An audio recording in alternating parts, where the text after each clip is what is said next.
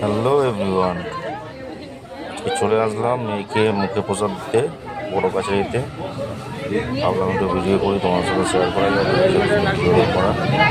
আর দেখো আমার মেয়ের সবে 7 মাস। আর বড় কাছারিতে আসলে আগে চুলটা ন্যাড়া করে তারপর বাবার কাছে মানে চুলটা চুলটাকে নিয়ে নিই, পরে আর দেখা যাবে না। তারপর বাচ্চাকে স্নান করি, তারপর বাবার কাছে নিয়ে গিয়ে পুজো দিতে হয়, যেটা এখানকার নিয়ম। যার জন্য মেয়েকে ন্যাড়া করানো। আর এই দেখো মেয়েকে ন্যাড়া করাতে শুরু করে দিয়েছে। এই দেখো ওর মার কোলে বসে আছে, দেখো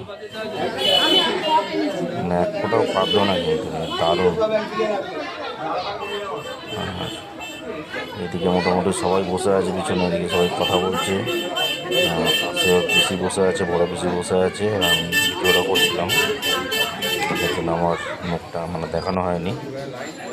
যাই হোক, ভিডিওটা কেমন লাগছে তোমাদের একটু কমেন্টে জানিও। আর এই বড় কাছারিতে তোমরা কে কে এসছো, আর যারা এখনও পর্যন্ত বড় বাড়িতে আসুনি আর একবার হলেও বাবার কাছে এসে ঘুরে যেও, ঘুরে যেও। আর বাবা কিন্তু খুব জাগ্রত, হাসাবি না। একবার হলে বড় কাছারি এসে সবাই ঘুরে যেও। দেখো দেখো ভিডিওটা।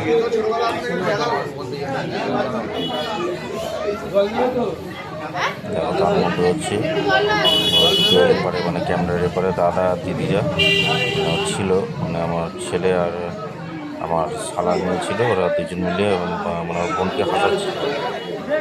আমি বারণ করছিলাম যে হাসাস না, হাসালে কিন্তু মানে ই করতে পারে, বোন নড়বে নড়বে। এইদিকে দেখো সবাই বসে আছে, এটা আমার মা, এটা আমার দিদি।